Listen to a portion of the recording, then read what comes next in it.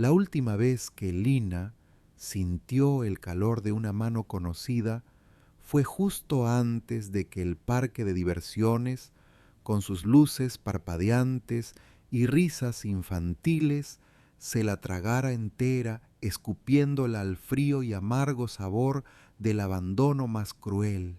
Tenía apenas 9 años y el algodón de azúcar rosa que sostenía con ilusión aún no había perdido su dulzor cuando su tía Clara, con una sonrisa que ahora Lina recordaría como una máscara, le pidió que esperara un instante. Voy a resolver una cosita rápida, ¿sí? Espérame aquí junto a la noria, no tardo nada, mi amor. Lina asintió con la inocencia intacta, observando las góndolas de colores subir y bajar, imaginando la vista desde lo más alto. El sol se despedía en el horizonte, tiñendo el cielo de naranjas y violetas, un espectáculo que pronto se convertiría en el telón de fondo de su peor pesadilla. Los minutos se escurrieron como arena entre los dedos, transformándose en una hora, luego en dos. El bullicio del parque comenzó a menguar. Las familias se retiraban, dejando tras de sí un eco de alegría que contrastaba dolorosamente con la creciente angustia en el pequeño pecho de Lina. Buscó a su tía con la mirada, primero con esperanza, luego con una incipiente desesperación. No estaba.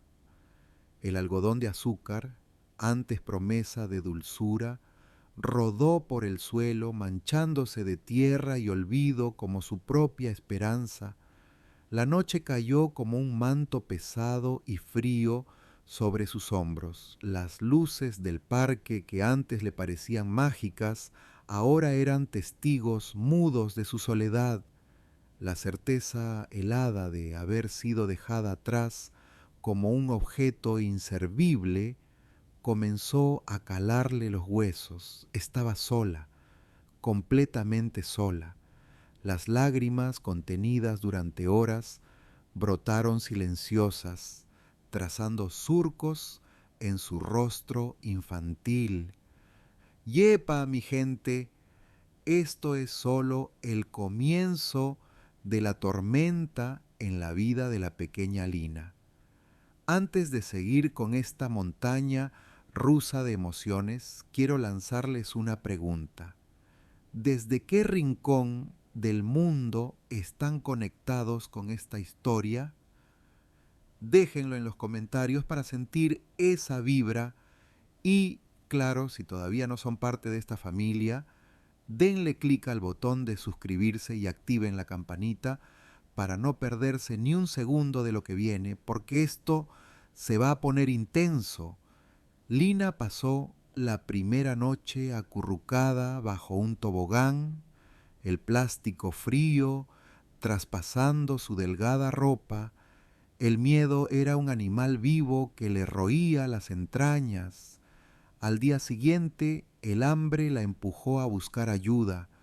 Con timidez se acercaba a los adultos, pero sus palabras se perdían en el apuro de la ciudad.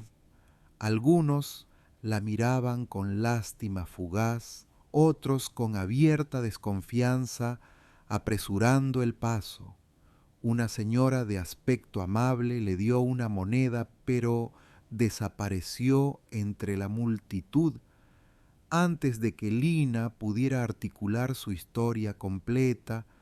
¿Cómo explicar que la persona que debía cuidarla la había abandonado en medio de la alegría artificial de un parque?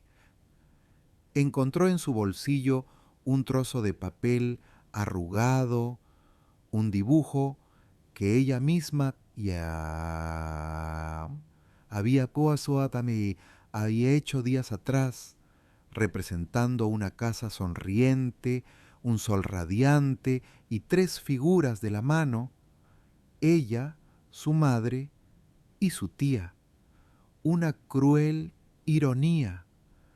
Fragmentos de recuerdos dolorosos comenzaron a flotar en su mente, discusiones en voz baja entre su madre, siempre con un velo de tristeza en los ojos, y su tía Clara, quien le prometía un futuro mejor, lejos de todo esto. ¿Era este el futuro prometido? Cada rostro desconocido era una posible amenaza, cada sombra un peligro acechante. Las mentiras con las que habían tejido su corta vida comenzaban a deshilacharse, revelando un entramado de heridas emocionales que apenas empezaba a comprender. Se sentía atrapada en una pesadilla de la que no podía despertar, y cada nuevo detalle, cada pequeña y dolorosa revelación solo añadía una capa más de complejidad y oscuridad a su desamparo. La tensión crecía con cada hora que pasaba, con cada estómago que rugía de hambre, con cada mirada esquiva.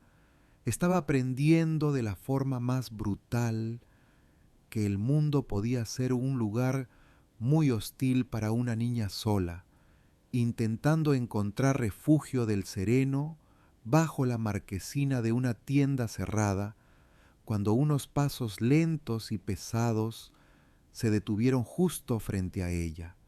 Una sombra la cubrió, luego una voz áspera, cargada de una curiosidad peligrosa, rompió el silencio. Pero mira que tenemos aquí.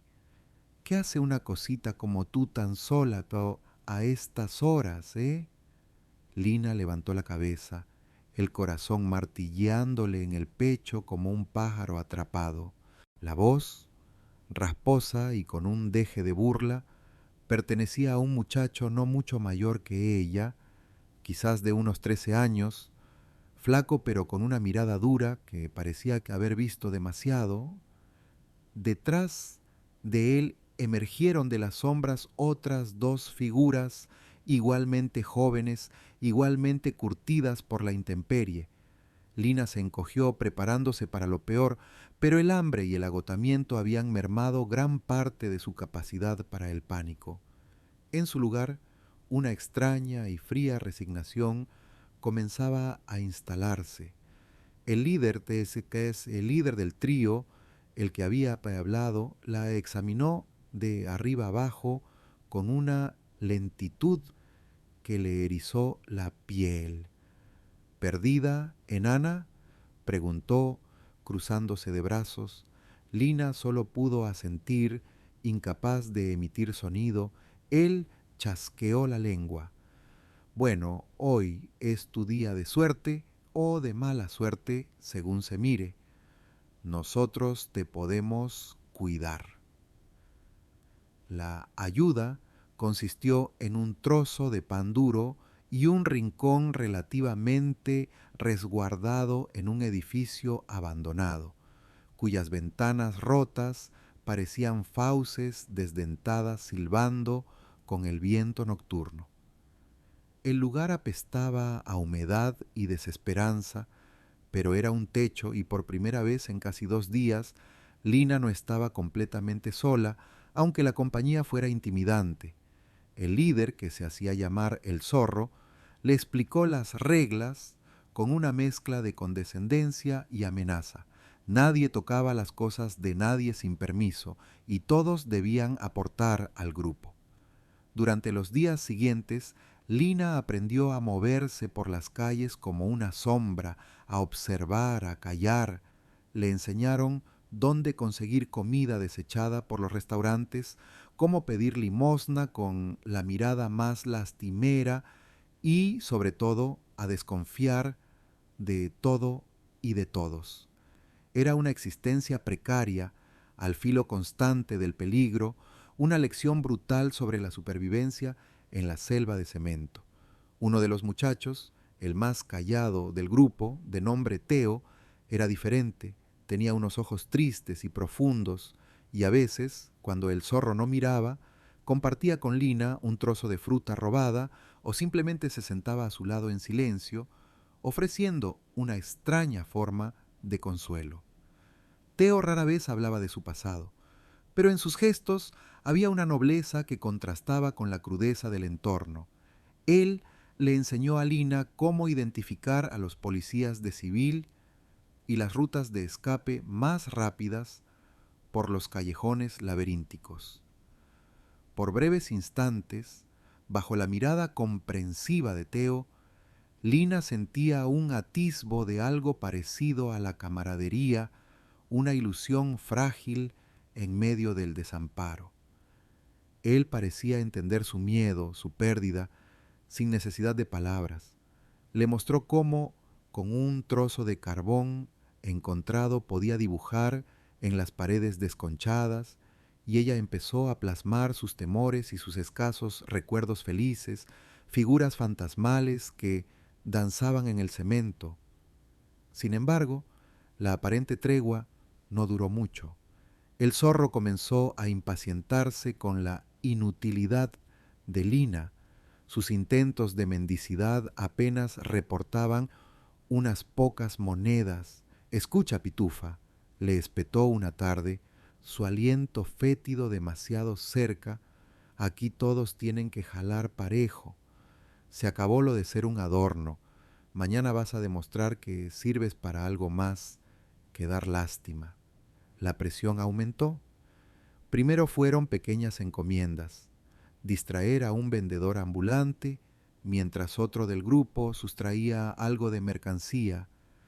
Lina se negaba, un nudo de angustia en la garganta, recordando las palabras de su madre sobre la honestidad, palabras que ahora sonaban lejanas, de un mundo perdido. Robar es de gente mala, mi Lina, nunca lo olvides. Cada negativa era recibida con burlas más crueles, con amenazas veladas. Teo intentaba interceder por ella, con argumentos que el zorro desechaba con un manotazo. No te metas, Teo, ella tiene que aprender. La calle no es un convento de monjas. La tensión llegó a su clímax una tarde gris y lluviosa. El zorro había fichado a una anciana que caminaba con dificultad, aferrada a un bolso visiblemente abultado. Ahí está tu prueba de fuego, enana, le siseó empujándola hacia adelante. Solo tienes que arrebatárselo y correr. Es pan comido. Lina se quedó paralizada, el terror y la náusea revolviéndole el estómago. Los ojos suplicantes de la anciana se cruzaron con los suyos. No podía hacerlo.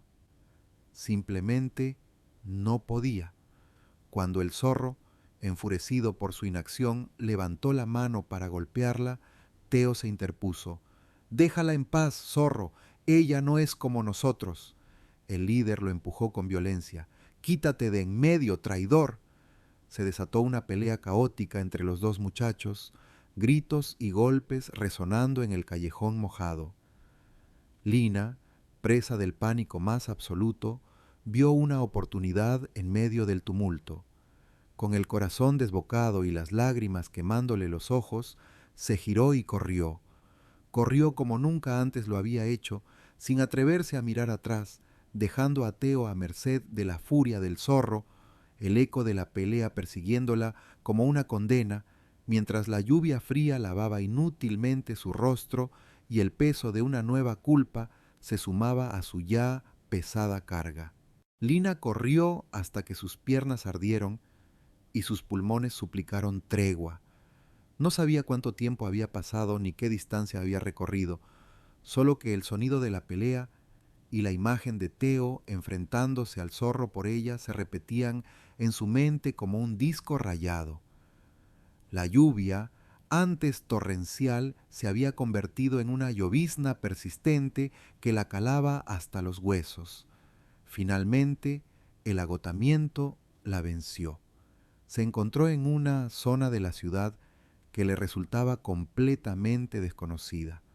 Un barrio elegante y silencioso, con edificios imponentes y calles impolutas, un mundo aparte de los callejones sucios y peligrosos que había conocido. Las luces de los escaparates de tiendas lujosas brillaban sobre el asfalto mojado, reflejando su figura menuda y desaliñada como un espectro fuera de lugar. Con el último resquicio de sus fuerzas, se dejó caer en la acera, justo frente a la entrada de un restaurante opulento del que emanaba un tenue aroma a comida exquisita y el murmullo de conversaciones civilizadas. Se abrazó las rodillas, temblando de frío y de una soledad que ahora se sentía más profunda, teñida por la culpa. Sus ojos grandes, oscuros y cargados de una tristeza impropia de su edad, observaban sin ver el ir y venir de vehículos de alta gama y de personas elegantemente vestidas que entraban y salían del establecimiento ajenas a su invisible miseria. No pedía nada, no esperaba nada. Solo existía un pequeño punto de desolación en medio de la opulencia. En ese preciso instante, Arturo Monteiro salía del restaurante. Era un hombre que rondaba los 40 y tantos, con una reputación de tiburón en el mundo de los negocios, un magnate que había construido un imperio desde la nada, conocido por su astucia implacable y su aparente frialdad. Acababa de concluir una cena de negocios tensa, de esas que dejaban un regusto amargo a pesar de los acuerdos millonarios. Caminaba con la mente todavía ocupada en cifras, estrategias y la próxima jugada en el complejo tablero corporativo, dictando órdenes concisas a su asistente a través del auricular inalámbrico. Asegúrate de que los contratos estén listos para primera hora y localiza a Benavides, necesito hablar con él urgentemente. Colgó la llamada con un suspiro de fastidio, masajeándose las sienes. Fue entonces, al bajar la mirada, cuando sus ojos, acostumbrados a escrutar balances financieros y a detectar la mínima debilidad en sus adversarios, se encontraron con los de Lina. Hubo algo en esa mirada. No era la súplica lastimera que a veces encontraba en las calles y que había aprendido a ignorar con eficiencia. Era algo más profundo, una mezcla de fragilidad extrema y una extraña, inquebrantable dignidad. La forma en que la niña se encogía, no tanto por miedo a él, sino como si quisiera desaparecer del mundo, lo golpeó con una fuerza inesperada, traspasando la coraza que había construido cuidadosamente a lo largo de los años. Arturo, el hombre que había perdido a sus padres siendo muy joven y que se había forjado a sí mismo a base de determinación y sacrificios, sintió una punzada, un eco de una vulnerabilidad que creía enterrada bajo capas de éxito y poder. Sus dos guardaespaldas, discretos pero siempre alerta, hicieron un amago de acercarse, intuyendo una posible molestia, pero él los detuvo con un gesto casi imperceptible de la mano. Se quedó inmóvil por un instante, observándola.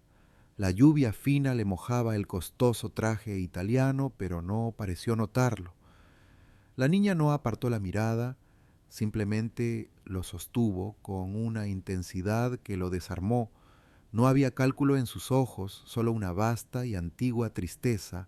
Él, que podía leer las intenciones ocultas en una sala de juntas llena de ejecutivos experimentados, se sintió extrañamente transparente ante esa pequeña desconocida.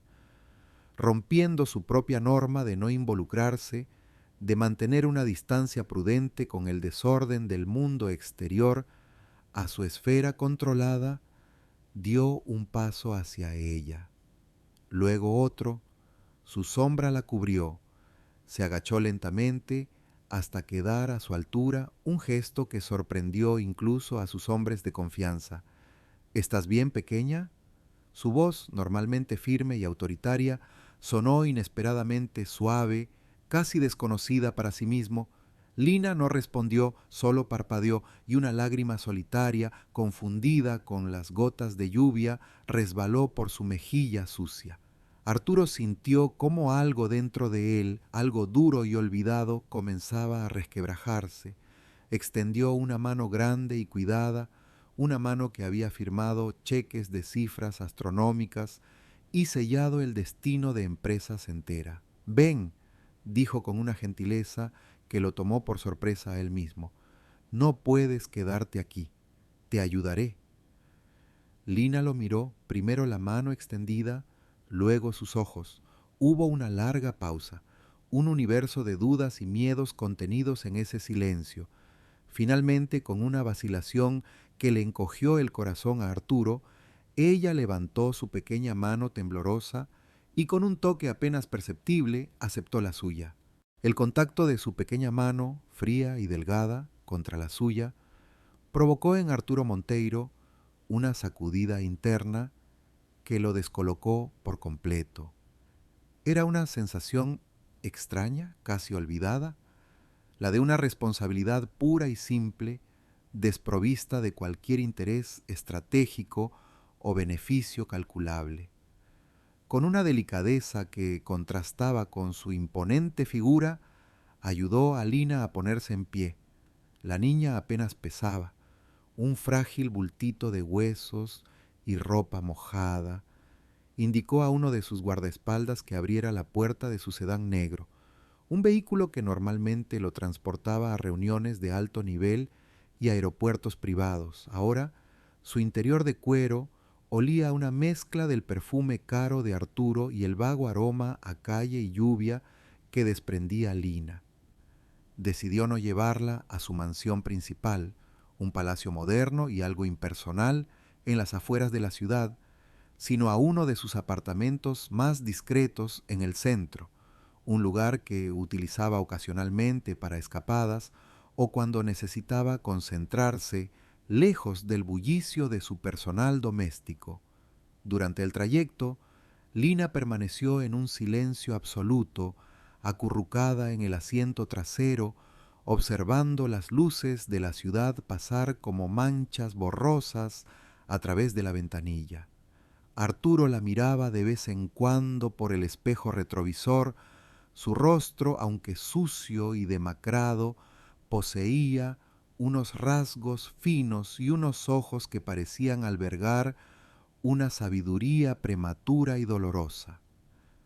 Al llegar al apartamento, un espacio elegante y minimalista pero acogedor, la primera persona que los recibió fue Sofía, la gobernanta, una mujer de mediana edad, de semblante amable y discreción absoluta, que había trabajado para la familia Monteiro durante años y conocía a Arturo desde que era un joven ambicioso con más sueños que capital. Sofía no hizo preguntas, aunque la sorpresa en sus ojos fue evidente al ver a su jefe llegar con una niña desconocida en ese estado. Con una eficiencia tranquila, se hizo cargo de la situación. Mientras Arturo daba algunas instrucciones por teléfono con voz queda, Sofía preparó un baño caliente para Lina, buscó ropa cómoda, unas prendas de una sobrina suya que casualmente eran de la talla adecuada, y le ofreció un tazón de sopa caliente y un vaso de leche tibia. Lina, al principio, se mostró extremadamente retraída, como un animalito asustado. Respondía a las preguntas con monosílabos o simples movimientos de cabeza, comió despacio, con la mirada baja, y se dejó bañar y vestir por Sofía con una pasividad que partía el corazón. Sin embargo, el calor del agua, la suavidad de las ropas limpias y la gentileza genuina de Sofía comenzaron a horadar lentamente el caparazón de desconfianza que la calle había erigido a su alrededor. Cuando Sofía la arropó en una cama mullida y cálida, en una habitación de huéspedes que olía a lavanda, Lina la miró por primera vez directamente a los ojos y susurró un «gracias» apenas audible. Arturo, mientras tanto, se había encerrado en su estudio, no para trabajar en sus negocios habituales, sino para hacer una llamada diferente. Contactó con Jonás Herrera, un ex policía de investigación, ahora detective privado, conocido por su tenacidad y, sobre todo, por su discreción. Arturo le había encargado trabajos delicados en el pasado, relacionados con la seguridad de su empresa o la verificación de antecedentes de socios potenciales, pero esto era distinto. Le relató brevemente el encuentro con Lina, omitiendo la extraña conexión emocional que había sentido, y le pidió que investigara con la máxima celeridad y sigilo el posible paradero de la familia de la niña, partiendo de la escasa información que tenía: una niña abandonada cerca de un parque de diversiones. Los días siguientes transcurrieron en una atmósfera de calma expectante. Lina dormía mucho, como si su cuerpo y su alma necesitaran recuperar años de tensión acumulada. Sofía la cuidaba con paciencia maternal, hablándole con suavidad, leyéndole cuentos infantiles que Arturo encontró olvidados en una estantería. Poco a poco, Lina comenzó a abrirse. Un día, tímidamente le mostró a Sofía el dibujo arrugado de su familia feliz. Sofía lo observó con ternura y luego, con delicadeza, se lo enseñó a Arturo. Él lo sostuvo entre sus manos, y esa simple representación infantil de anhelo y pérdida lo conmovió profundamente.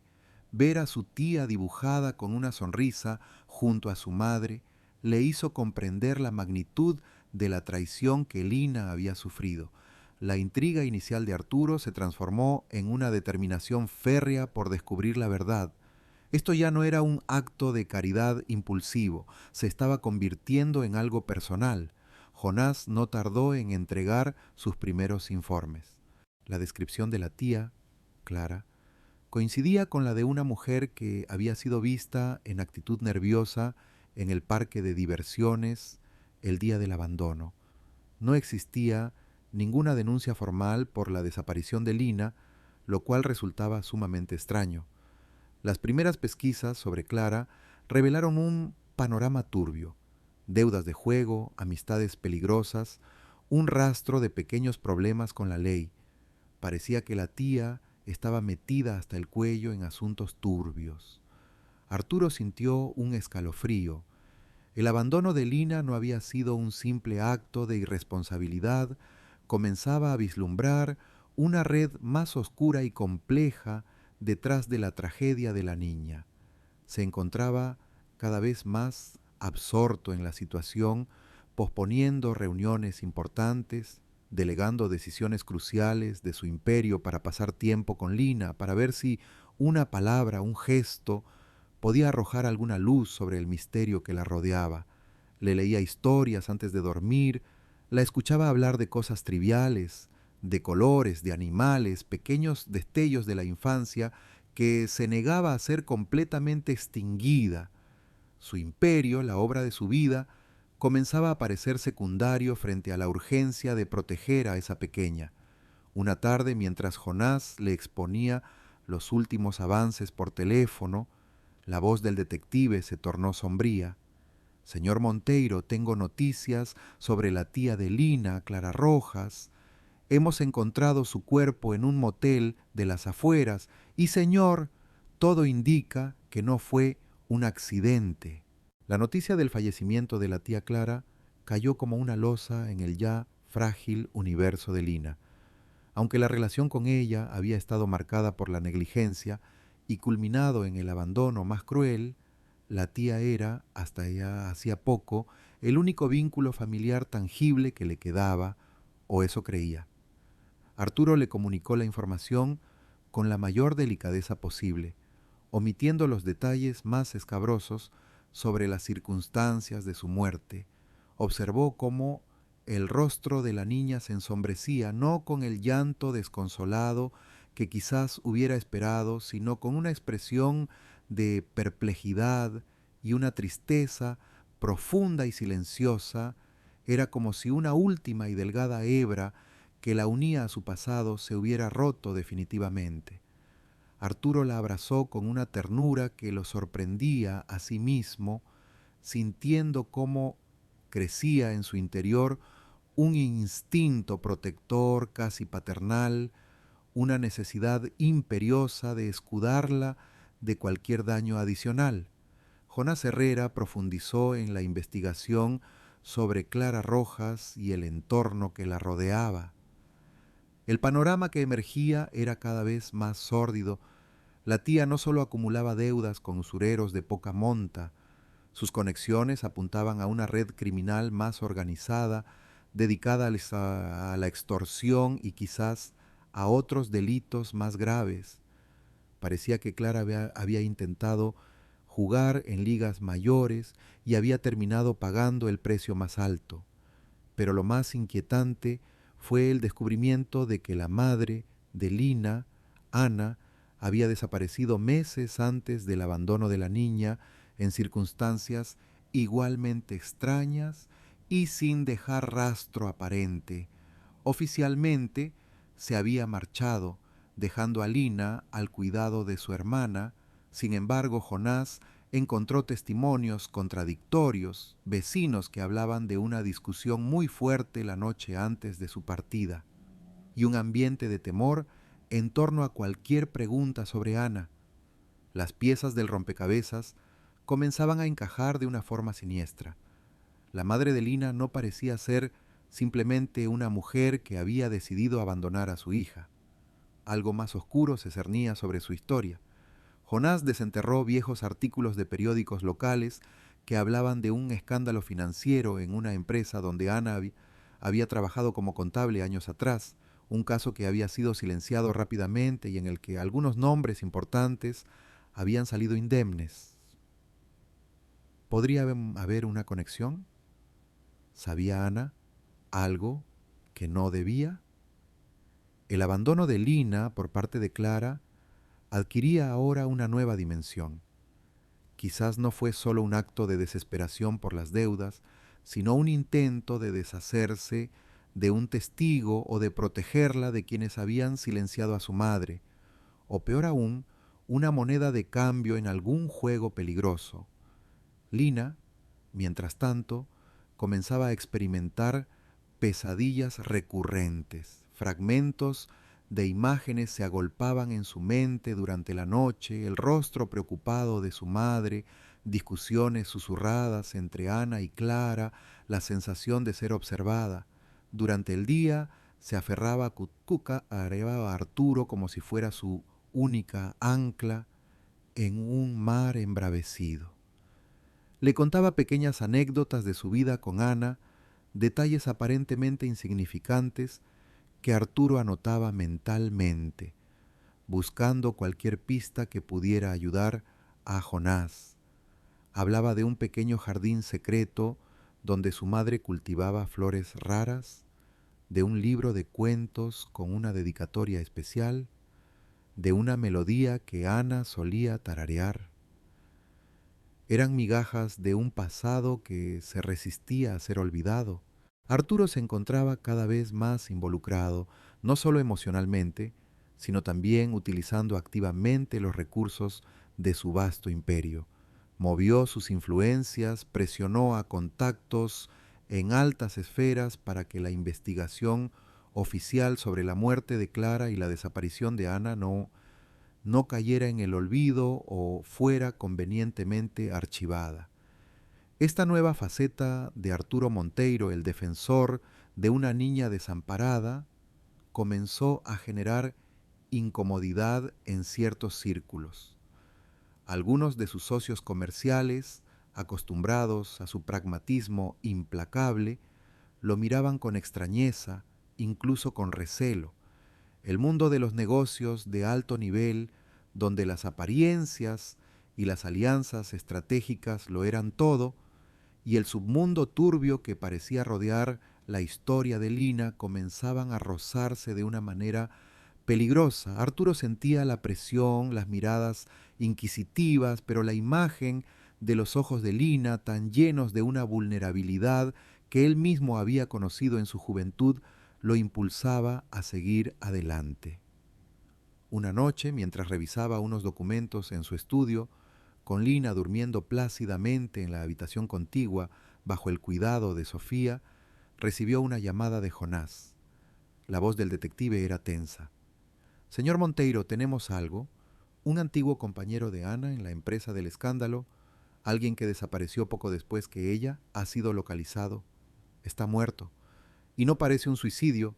a pesar de lo que dice el informe preliminar. Un escalofrío recorrió la espalda de Arturo. Esto era mucho más grande y peligroso de lo que había imaginado. Justo cuando colgaba el teléfono, el portero del edificio lo llamó por el intercomunicador. «Señor Monteiro, disculpe la hora, pero han dejado un sobre para usted en recepción. Es urgente», insistieron. Arturo bajó personalmente. El sobre no tenía remitente. Dentro encontró una fotografía. Era una imagen antigua, algo descolorida, de Lina, visiblemente más pequeña, sonriendo en brazos de una mujer joven de mirada dulce y melancólica, su madre, Ana. Debajo de la foto, un trozo de papel con un mensaje escrito a máquina, breve y escalofriante. Olvídese de la niña y de lo que la rodea. Algunas puertas es mejor no abrirlas. Considere esto una advertencia amistosa. La próxima podría no serlo tanto. La fotografía de Ana con la pequeña Lina y el mensaje anónimo cayeron sobre Arturo Monteiro como un balde de agua helada, disipando cualquier atisbo de duda sobre la gravedad de la situación. Ya no se trataba de especulaciones o teorías conspirativas. La amenaza era tangible, directa y apuntaba al corazón de lo que más le importaba en ese momento, la seguridad de la niña. Su primer instinto fue de furia, una ira fría y contenida hacia aquellos que se atrevían a utilizar la imagen de una madre y su hija para intimidarlo. Pero inmediatamente después, la preocupación por Lina lo invadió todo. Arturo no era un hombre que se amedrentara fácilmente, había enfrentado tiburones financieros, traiciones corporativas y crisis económicas que habrían hundido a muchos. Sin embargo, esta amenaza era diferente. No apuntaba a su fortuna ni a su reputación, sino a la inocencia de una niña que ya había sufrido demasiado. Sin perder un instante, tomó medidas. Reforzó la seguridad del apartamento, contrató personal adicional, discreto pero altamente cualificado, y ordenó a Jonás que redoblara los esfuerzos para identificar el origen del mensaje, aunque sabía que rastrear a profesionales de la intimidación sería una tarea ardua. Intentó por todos los medios mantener a Lina ajena al peligro que los acechaba, procurando que su rutina no se viera alterada, que las clases particulares que había organizado para ella y los momentos de juego con Sofía continuaran con normalidad. No obstante, los niños poseen una sensibilidad especial para detectar las tensiones no expresadas. Lina, a pesar de su corta edad, percibió el cambio en la atmósfera, la seriedad inusual en el semblante de Arturo, las miradas vigilantes de los nuevos rostros que aparecían discretamente por el apartamento. En lugar de encogerse de miedo, como Arturo temía, la niña demostró una entereza sorprendente. Quizás las duras experiencias vividas le habían forjado un temple inesperado, o tal vez la seguridad y el afecto que había encontrado junto a Arturo y Sofía le daban una nueva fortaleza. Una tarde, mientras Arturo revisaba unos informes con el ceño fruncido, Lina se acercó sigilosamente a su escritorio. Llevaba en sus manos un pequeño objeto que él no había visto antes. «Arturo Mayum», dijo con su vocecita suave pero firme, «esto era de mi mamá».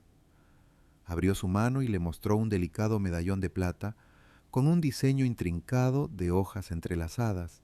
Ella me dijo que era muy especial y que siempre me protegería. Lo guardé muy bien, como me pidió. Arturo tomó el medallón. Era antiguo y por el reverso tenía grabada una diminuta inicial, una A. «¿Sabes qué significa?», preguntó él. Lina negó con la cabeza. «Mamá solo dijo que era un secreto nuestro». Con una mezcla de curiosidad y un presentimiento creciente, Arturo examinó el medallón más de cerca. Notó una finísima ranura en uno de los bordes. Con cuidado, utilizando la punta de un abrecartas, logró abrirlo. Dentro, en un compartimento increíblemente pequeño, no había una fotografía ni un mechón de pelo, sino algo mucho más inesperado, un minúsculo chip de memoria similar al de una tarjeta SIM de teléfono. El descubrimiento los dejó a ambos, a Arturo y a Jonás, a quien llamó de inmediato, completamente perplejos. ¿Qué información podía albergar un dispositivo tan pequeño, oculto en una joya aparentemente sentimental? Con la ayuda de un técnico especializado que Jonás contactó con urgencia, lograron acceder al contenido del chip. Lo que encontraron fue una bomba de relojería. El chip contenía una serie de archivos encriptados, copias de documentos financieros comprometedores, registros de transacciones bancarias a paraísos fiscales, nombres de empresas fantasma y, lo más escalofriante, una lista de nombres de personas influyentes, algunas de ellas muy conocidas en el ámbito político y empresarial, vinculadas a actividades ilícitas. Ana, la madre de Lina, no había sido una simple contable. Había estado recopilando pruebas de una vasta red de corrupción, probablemente con la intención de denunciarlo todo. El medallón no era solo un recuerdo, era su póliza de seguro, la clave para desmantelar una organización criminal que operaba en las sombras. El peligro que corrían ahora se multiplicaba exponencialmente. Mientras Arturo y Jonás intentaban descifrar la magnitud de la información y decidir el siguiente paso, la tensión en el apartamento era palpable. Arturo había matriculado a Lina en una pequeña y exclusiva escuela con fuertes medidas de seguridad, pensando que allí estaría más resguardada durante el día. Sin embargo, sus enemigos demostraron ser más audaces y escurridizos de lo que había anticipado. Una tarde el teléfono sonó. Era Sofía, su voz temblorosa, casi rota por el pánico. Señor Monteiro, tiene que venir enseguida. Es Lina. Alguien se hizo pasar por un familiar lejano, un supuesto tío que venía a recogerla por una emergencia. Mostró documentos, convenció al personal de la escuela. Se la han llevado, se la han llevado, señor. Lina ha desaparecido. El mundo de Arturo se vino abajo en ese instante. La amenaza se había materializado de la peor forma posible. El anuncio de la desaparición de Lina golpeó a Arturo Monteiro con la fuerza de un ariete. Por un instante, el aire le faltó en los pulmones y el lujoso despacho donde se encontraba pareció encogerse a su alrededor. La frialdad calculadora que lo caracterizaba en los negocios se evaporó, dejando al descubierto una vulnerabilidad cruda y un temor visceral que no había experimentado en décadas.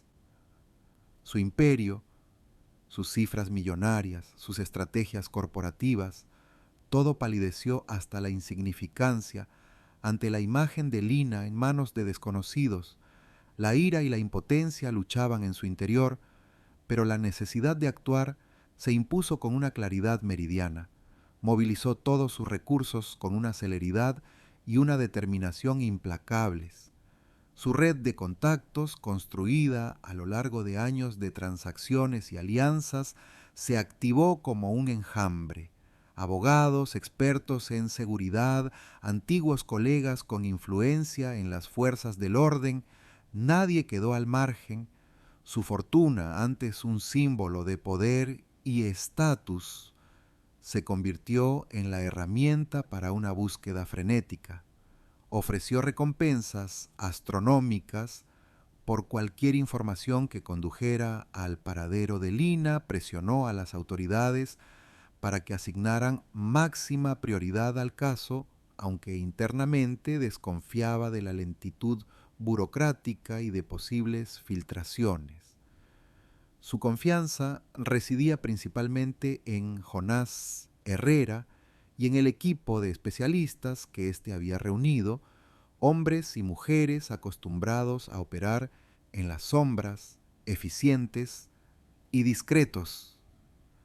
Mientras la maquinaria de búsqueda se ponía en marcha, Arturo repasaba mentalmente cada detalle, cada conversación, cada gesto de Lina que pudiera ofrecer una pista por insignificante que pareciera.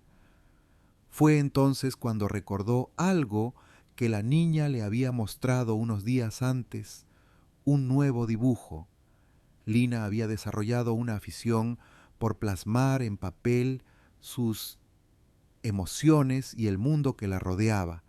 Este último era peculiar, un laberinto complejo con un pequeño sol sonriente en uno de sus extremos y justo en el centro una flor de un tipo muy específico, con 6 pétalos azules y un punto amarillo en el medio. En su momento, Arturo lo había interpretado como una simple creación infantil, pero ahora, en la desesperación del momento, una idea comenzó a tomar forma en su mente. ¿Y si no era solo un dibujo? ¿Y si Lina, con su inteligencia intuitiva y la astucia aprendida en la dureza de la calle, había intentado dejar un mensaje? No se trataba de un secuestro convencional con petición de rescate. Nadie se había puesto en contacto para exigir dinero. Esto era diferente, más personal, más siniestro. Estaba directamente relacionado con la información contenida en el chip de memoria que Ana había ocultado en el medallón.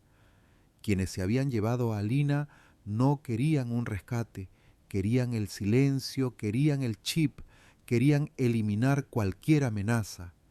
Jonás, trabajando contrarreloj, logró rastrear el vehículo utilizado en el engaño de la escuela gracias a una cámara de seguridad de un comercio cercano. La matrícula era falsa, pero el modelo y algunas características particulares del coche les dieron un hilo del que tirar. Paralelamente, Arturo, obsesionado con el dibujo de Lina, investigó la extraña flor. Descubrió que se trataba de una especie poco común, la estrella azul del alba, que solo crecía en unas pocas regiones montañosas, pero también, y esto hizo que su corazón diera un vuelco, era el emblema de una antigua hacienda abandonada en las afueras de la ciudad, una propiedad que había pertenecido a la familia de uno de sus antiguos socios, un hombre llamado Ricardo Balbuena. Ricardo Balbuena. El nombre resonó en la mente de Arturo con un eco helado. Balbuena había sido socio de su padre, un hombre que él había considerado casi un tío durante su juventud, alguien que siempre había mostrado una fachada de amabilidad y bonhomía. Tras la muerte del padre de Arturo, sus caminos se habían separado, aunque mantenían una relación cordial, casi ceremonial. ¿Podría ser él? La idea era monstruosa, casi inconcebible, pero las piezas encajaban con una lógica aterradora. Balbuena era uno de los nombres que aparecía prominentemente en los archivos del chip, vinculado a las operaciones más turbias. La hacienda abandonada, con ese emblema, era demasiado específico para ser una coincidencia. Lina, efectivamente, no había sido simplemente secuestrada. Al ver al supuesto tío en la escuela, un hombre con una sonrisa falsa y ojos fríos, algo en su instinto de supervivencia se activó. Recordó las advertencias de Teo sobre cómo reconocer el peligro. Durante el trayecto en coche, fingiendo mareo, había logrado dejar caer accidentalmente por la ventanilla, cerca de una papelera en una calle concurrida, una pequeña libreta donde había estado dibujando. En la última página había garabateado apresuradamente la misma flor azul y un sol esperando contra toda esperanza que Arturo, la única persona en quien confiaba plenamente, entendiera el mensaje. Con la información del coche y la hipótesis de la hacienda, Arturo y el equipo de Jonás, actuando con la rapidez de un rayo y al margen de los canales oficiales más lentos, se dirigieron al lugar. La propiedad era vasta y ruinosa, un espectro de su antiguo esplendor. Encontraron a Lina encerrada en una de las dependencias, asustada pero ilesa, y allí, esperándolos, como si supiera que su tiempo se había agotado, estaba Ricardo Balbuena. Su rostro amable se había transformado en una máscara de fría desesperación. No intentó huir. Sabía que vendrías, Arturo, dijo con voz cansada. La niña, ella y su madre, siempre fueron un cabo suelto. La verdad sobre la madre de Lina salió a la luz en ese momento. Ana no había desaparecido voluntariamente. Balbuena, temiendo que ella expusiera sus actividades ilícitas, había orquestado un intento de asesinato. Ana había sobrevivido milagrosamente, pero se vio forzada a esconderse, dejando a Lina con su hermana Clara, con la promesa de volver por ella cuando fuera seguro y con el medallón como única arma y esperanza. El accidente del antiguo compañero de Ana también había sido obra suya. Balbuena estaba eliminando a todos los que pudieran implicarlo. Lina era la última amenaza, o más bien, la información que su madre le había confiado. En el clímax de la confrontación, cuando Balbuena, viéndose acorralado y sin salida, hizo un movimiento brusco hacia Lina, Arturo se interpuso instintivamente, protegiendo a la niña con su propio cuerpo. En ese instante se escuchó el ulular de sirenas a lo lejos. El equipo de Jonás había alertado discretamente a las unidades policiales de confianza, pero antes de que llegaran, en la confusión del momento, resonó un disparo seco dentro del viejo caserón. El eco del disparo reverberó entre los muros decrépitos de la hacienda, congelando el tiempo por un instante eterno. Lina soltó un grito ahogado, aferrándose con todas sus fuerzas a la pierna de Arturo. Él, a su vez, la cubrió con su cuerpo, esperando el impacto, el dolor. Pero nada. El proyectil se había incrustado en una viga de madera podrida a escasos centímetros de su cabeza, levantando una nube de polvo y astillas. Había sido un disparo de advertencia, o quizás la puntería de un Balbuena desesperado había fallado. Justo en ese momento, las puertas de la dependencia se abrieron de golpe y el equipo de Jonás, seguido de cerca por unidades tácticas de la policía, irrumpió en el lugar, neutralizando a Balbuena y a los pocos secuaces que aún permanecían con él. El alivio que inundó a Arturo fue tan intenso que sintió que las piernas le flaqueaban. Abrazó a Lina con fuerza, comprobando una y otra vez que estuviera realmente a salvo. La niña temblaba como una hoja, pero al ver los rostros conocidos de Jonás y sobre todo al sentir la seguridad del abrazo de Arturo, sus lágrimas comenzaron a fluir, liberando la tensión acumulada. Balbuena, esposado y con la mirada vacía de quien ha perdido la partida final, fue conducido fuera. El otrora influyente hombre de negocios, el amigo de la familia, era ahora solo un criminal acorralado. Las consecuencias de la detención de Ricardo Balbuena y la revelación del contenido del chip de memoria sacudieron los cimientos del mundo empresarial y político de la ciudad. Los nombres implicados en la red de corrupción eran de alto calibre, y las pruebas recopiladas por Ana, la madre de Lina, eran irrefutables. Se desató un escándalo de proporciones mayúsculas. Los medios de comunicación se hicieron eco de la noticia y la figura de Arturo Monteiro, el magnate que había arriesgado su propia seguridad para proteger a una niña y desenmascarar a los corruptos, se convirtió en el centro de atención. aunque él intentó por todos los medios mantener un perfil bajo, enfocándose en el bienestar de Lina. El imperio de Arturo, sin embargo, no salió indemne. Balbuena, con sus múltiples conexiones y participaciones cruzadas en diversas empresas, había sido un nodo importante en el entramado financiero. La caída de su red arrastró consigo a varios socios comerciales de Monteiro, algunos por complicidad directa, otros por el simple efecto dominó de la desconfianza y la investigación exhaustiva que se puso en marcha. Hubo inversores que retiraron su capital, contratos que se cancelaron, proyectos que quedaron en suspenso.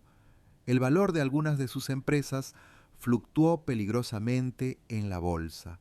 Muchos en su círculo le aconsejaron distanciarse, minimizar los daños, proteger su fortuna a toda costa, incluso si eso significaba echar tierra sobre algunos de los descubrimientos más incómodos. Pero Arturo había cambiado. La experiencia con Lina, la confrontación con la oscuridad que casi la destruye y el descubrimiento de la valentía de Ana habían operado una transformación profunda en él. El dinero, el poder, la influencia, que antes habían sido el motor principal de su existencia, ahora le parecían herramientas, no fines en sí mismos. En lugar de ceder a la presión y tratar de salvar su imperio financiero a cualquier precio, tomó una decisión que sorprendió a muchos. Decidió colaborar plenamente con las autoridades, entregando toda la información del chip y utilizando sus propios recursos para asegurar que la investigación llegara hasta las últimas consecuencias, sin importar quién cayera. Vio en esta crisis una oportunidad no para enriquecerse más, sino para limpiar, para hacer lo correcto, incluso si eso significaba una merma considerable en su patrimonio.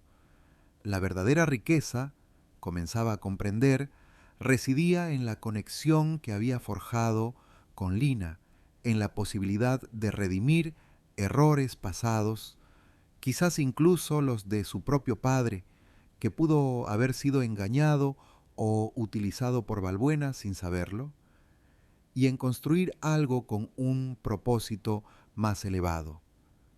Su postura firme y ética, aunque inicialmente le costó el apoyo de algunos aliados pragmáticos, también atrajo a nuevas figuras, personas honestas que antes habían sido intimidadas o marginadas por la red de Balbuena, ahora veían en Arturo un referente, un líder dispuesto a enfrentarse a la corrupción. Nuevas alianzas comenzaron a formarse basadas no solo en el interés económico, sino en valores compartidos. Arturo empezó a vislumbrar la posibilidad de reestructurar sus empresas, de darles un enfoque más humano, más transparente, más comprometido con la sociedad. El Imperio Monteiro podría renacer de sus cenizas, transformado. Lina, mientras tanto, se recuperaba lentamente del trauma. La seguridad de estar con Arturo y Sofía y la certeza de que los hombres malos ya no podrían hacerle daño, obraban maravillas. Volvía a sonreír con más frecuencia y sus dibujos comenzaron a llenarse de colores más vivos. Una tarde, mientras Arturo trabajaba en su estudio, revisando documentos legales y planes de reestructuración, Jonás entró con una expresión indescifrable. «Señor Monteiro», dijo, «Video Copomoso, tenemos noticias importantes sobre Ana, la madre de Lina». Arturo contuvo la respiración. «Hemos recibido un mensaje a través de canales muy discretos. Ella sabe que Balbuena ha sido detenido y que Lina está a salvo con usted. Quiere verla. Quiere salir de su escondite». La posibilidad de un reencuentro, la idea de que Lina pudiera reunirse con la madre que tanto añoraba, llenó a Arturo de una mezcla de alegría y una punzada de algo parecido a la aprensión. Un encuentro fue cuidadosamente concertado, en un lugar seguro y discreto. La espera se hizo eterna. Se hizo el lugar elegido para el encuentro fue una casa de campo discreta, propiedad de un antiguo amigo de confianza de Jonás, alejada del bullicio de la ciudad y rodeada por un extenso jardín que ofrecía privacidad y serenidad. Arturo llegó con Lina de la mano. La niña estaba visiblemente nerviosa, jugueteando con el borde de su vestido, sus grandes ojos fijos en la puerta de entrada, expectante y temerosa a partes iguales. Arturo le había explicado la situación con palabras sencillas, preparándola para la posibilidad de volver a ver a su madre después de tanto tiempo, pero cuidando de no crear falsas expectativas demasiado elevadas. Él mismo sentía una mezcla de emociones complejas, alegría por Lina, curiosidad por conocer a la mujer que había demostrado tanta valentía y, en un rincón de su corazón, una punzada de inquietud ante la idea de que ese reencuentro pudiera significar una nueva separación. Cuando la puerta finalmente se abrió y apareció Ana, el tiempo pareció detenerse. Era una mujer más joven de lo que Arturo había imaginado por las fotografías, con el mismo cabello oscuro y los mismos ojos expresivos de Lina, aunque marcados por el sufrimiento y la tensión de los últimos meses vividos en la clandestinidad. Al ver a su hija, una oleada de emoción la desbordó. «Lina, mi amor», exclamó con la voz quebrada, y corrió hacia ella, arrodillándose para abrazarla con una fuerza que hablaba de meses de añoranza y miedo contenido. Lina, tras un instante de vacilación, como si necesitara asegurarse de que no era un sueño, se aferró a su madre con todas sus fuerzas y ambas rompieron a llorar, un llanto catártico que arrastraba consigo el dolor de la separación y la inmensa alegría del reencuentro. Arturo observó la escena desde una discreta distancia, con un nudo en la garganta. Era un momento íntimo, sagrado, y se sintió casi como un intruso. Sin embargo, cuando Ana levantó la mirada y sus ojos se encontraron con los de él por encima de la cabeza de Lina, vio en ellos una profunda gratitud que lo conmovió. Durante las horas siguientes, Ana relató su historia: el descubrimiento de la red de corrupción en la empresa donde trabajaba, su intento de recopilar pruebas, la amenaza directa de Balbuena, el fallido atentado contra su vida que la obligó a desaparecer, y la dolorosísima decisión de dejar a Lina con su hermana Clara, con la esperanza de protegerla y con la promesa interna de volver por ella algún día. Habló del medallón, de cómo había sido su única esperanza de que la verdad saliera a la luz si algo le sucedía. Escucharla confirmó la inteligencia y la entereza que Arturo ya había intuido en ella a través de sus acciones y del legado que había dejado en el chip. Lina, sentada entre ambos, escuchaba atentamente, asimilando la compleja historia de su madre, una historia que la convertía en una heroína silenciosa. Aunque la alegría de tener a su madre de vuelta era inmensa, también comenzaba a sentir una extraña confusión. Durante los últimos meses, Arturo se había convertido en una figura fundamental en su vida, un pilar de seguridad y afecto. La idea de tener que elegir, de tener que renunciar a uno de los dos, le resultaba inconcebible. Ana, una vez superada la emoción inicial, comenzó a hablar del futuro.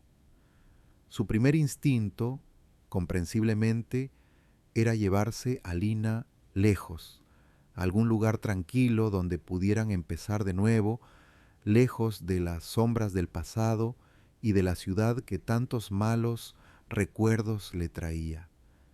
Quería recuperar el tiempo perdido, reconstruir su vida junto a su hija. Arturo escuchó sus planes con el corazón encogido.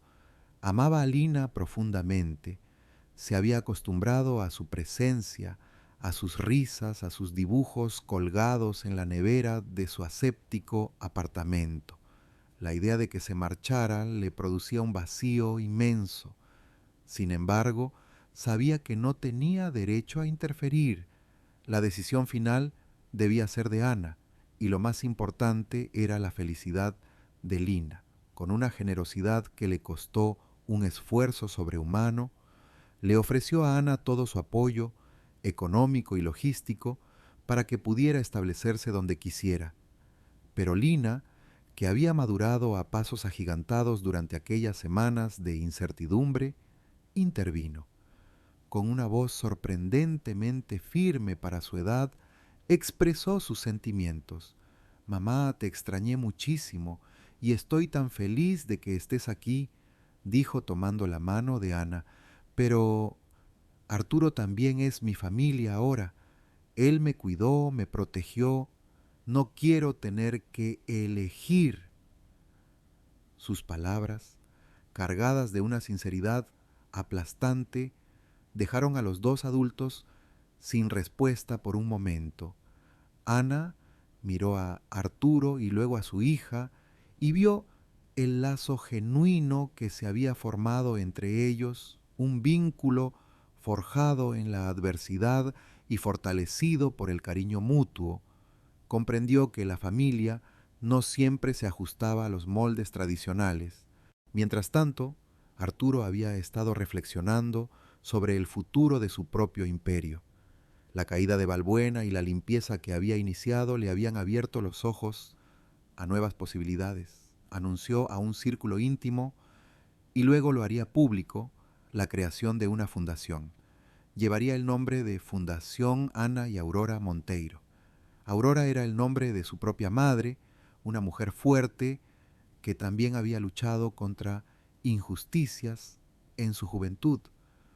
Un detalle que explicaba en parte la conexión inmediata de Arturo con la historia de Lina y Ana. La fundación se dedicaría a ayudar a niños en situación de vulnerabilidad, a financiar programas educativos y a apoyar iniciativas que lucharan contra la corrupción y protegieran a los denunciantes. Una parte considerable de los beneficios de sus empresas, ahora reestructuradas bajo principios éticos más sólidos, se destinaría a esta causa. Fue entonces cuando Arturo, mirando a Ana, tuvo una idea. «Ana», dijo, «tu valentía, tu conocimiento, pues ya podrías ayudar a muchísimas personas. La fundación necesitará a alguien con tu experiencia y tu integridad para dirigir algunos de sus programas más cruciales». La propuesta tomó a Ana por sorpresa. La posibilidad de transformar su dolorosa experiencia en algo positivo, de utilizar su conocimiento para evitar que otros sufrieran lo que ella había vivido, era tentadora. Le ofrecía un propósito, una forma de reconstruir su vida sin tener que huir. Ella miró a Lina, que sonreía con una esperanza renovada, y luego a Arturo, cuyo rostro reflejaba una sinceridad y un respeto que la conmovieron. La decisión sobre el futuro de Lina y el de ellos tres como una extraña pero emergente unidad pendía de un hilo. Entonces, comenzó Ana, una mezcla de incertidumbre y una nueva luz en sus ojos. «¿Qué es lo que haremos?». La pregunta de Ana quedó suspendida en el aire, cargada de posibilidades y del peso de un futuro por definir.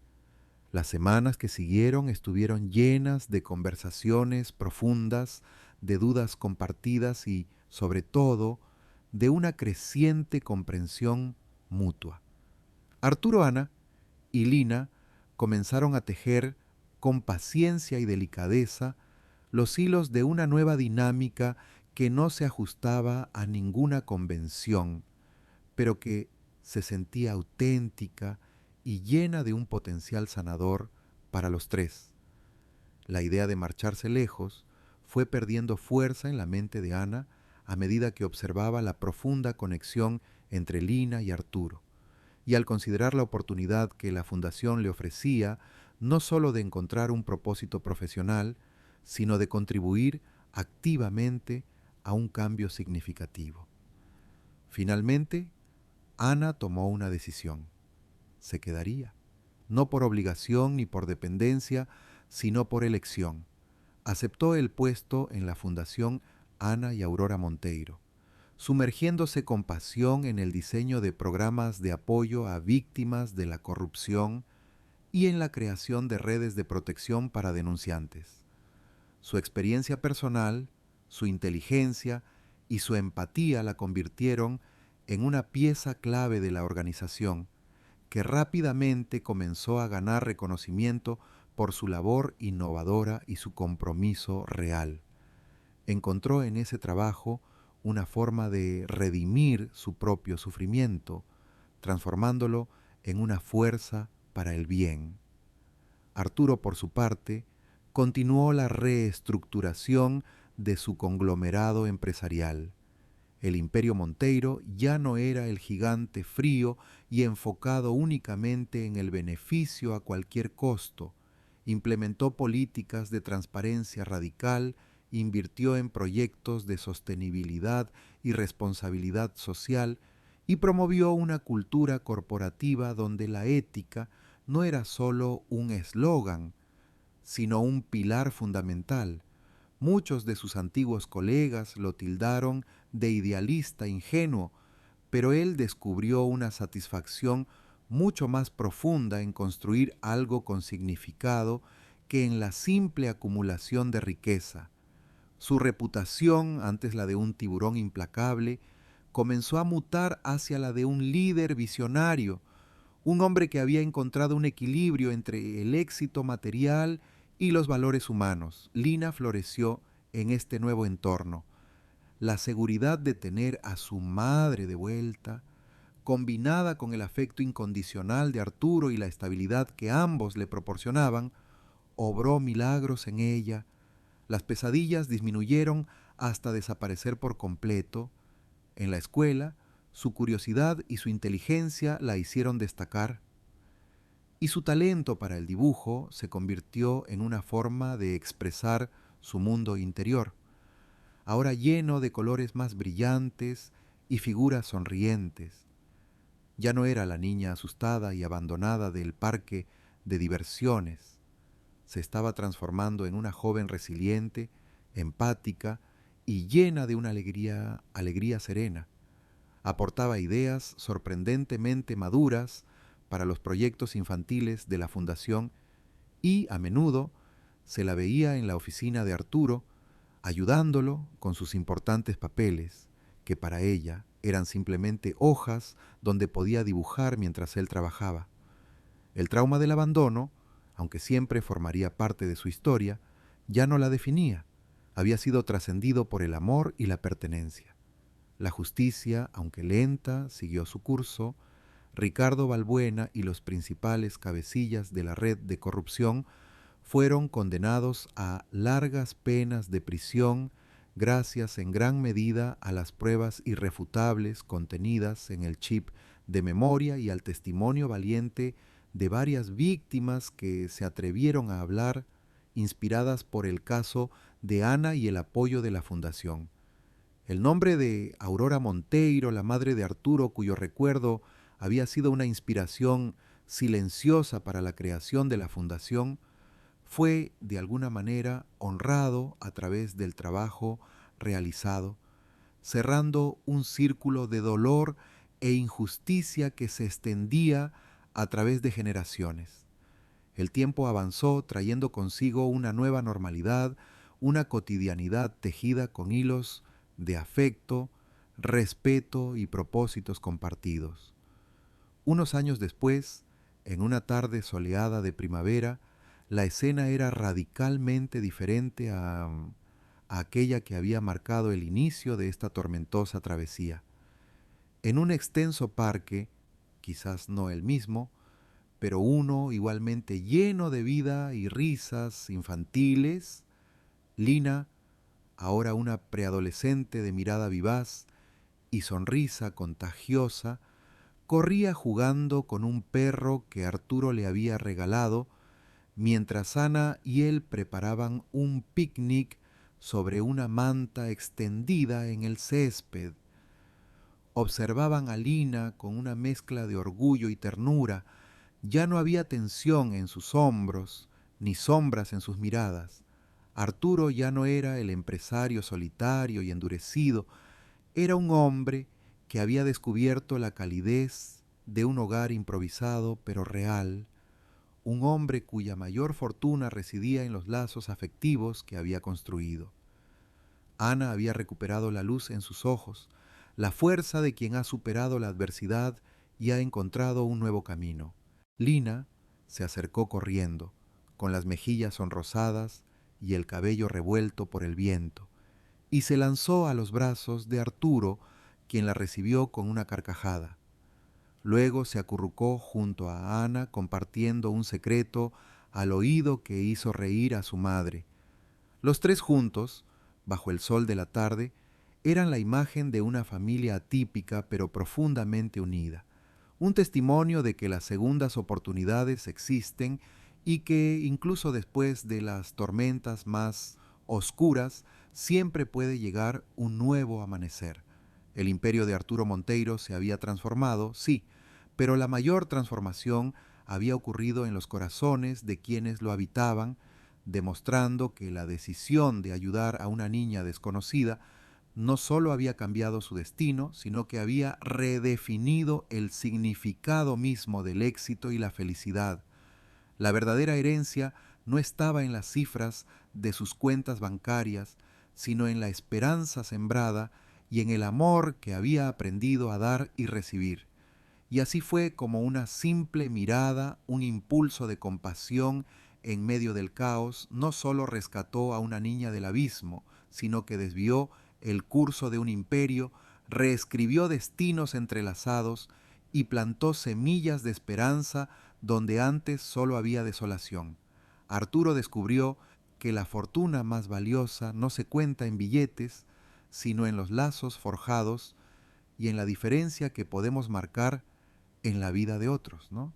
Y Lina, bueno, Lina les enseñó a todos una lección inolvidable, que el amor, la resiliencia y la capacidad de confiar, incluso después de la traición más profunda, son las fuerzas más poderosas del universo, capaces de convertir el abandono en un nuevo comienzo.